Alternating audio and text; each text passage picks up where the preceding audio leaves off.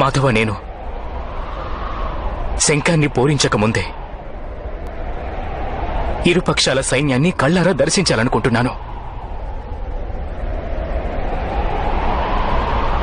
రథాన్ని ఇరు సైన్యాల మధ్యకు తీసుకువెళ్ళండి. ఏం దర్శిస్తావు పార్థ?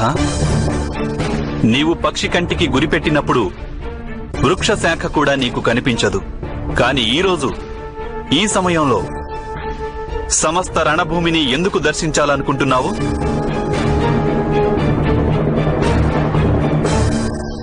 ప్రతిపక్ష సేనను పరీక్షించాలనుకుంటున్నాను మాధవ. మన సేనను కూడా ఒకసారి చూడాలని ఉంది. నేను తెలుసుకోవాలనుకుంటున్నాను, ఈ యుద్ధంలో ఎవరి మరణం వలన ధర్మ సంస్థాపన జరుగుతుందో, ఎవరి మరణం వలన